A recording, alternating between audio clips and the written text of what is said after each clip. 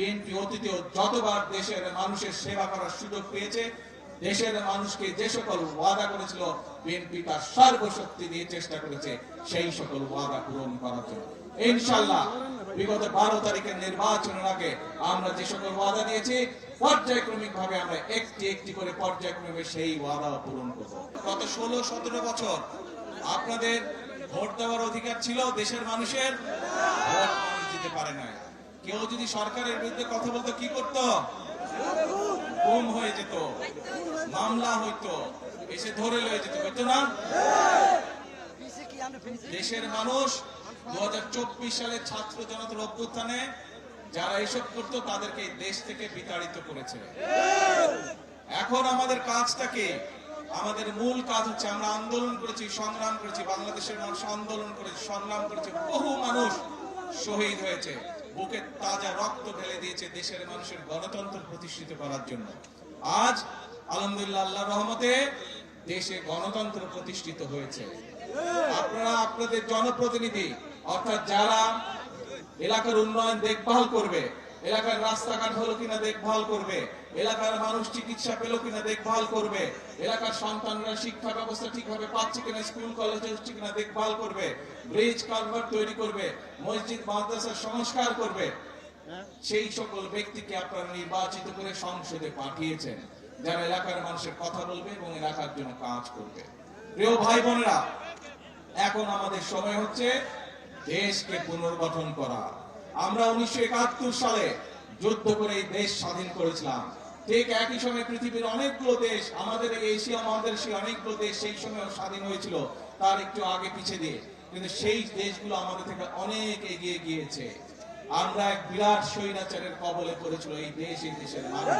সেই স্বৈরাচার থেকে কবল থেকে এই দেশকে, দেশের মানুষ মুক্ত করেছে, যেভাবে ঠিক 1971 সালে হানাদার বাহিনীর হাত থেকে বাংলাদেশের মানুষ স্বাধীনতাকে ছিনিয়ে নিয়ে এসেছিল।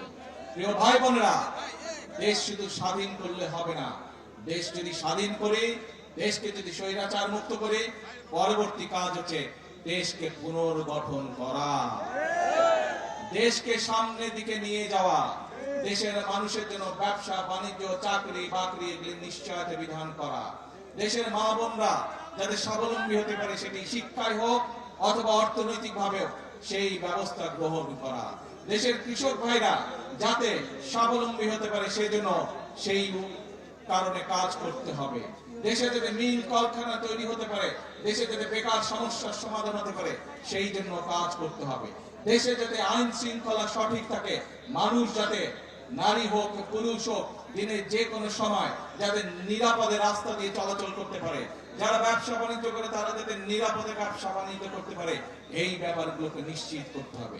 প্রিয় ভাই বোনেরা, সেই সময় এসেছে, দেশকে আমাদের পুনর্গঠন করতে হবে।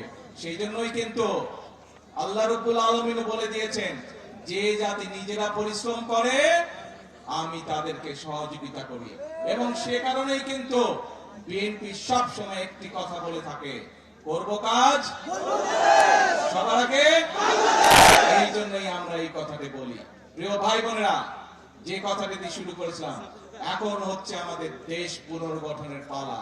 কিন্তু দেশ পুনর্গঠন আমরা একা, সরকার একা পারবে না।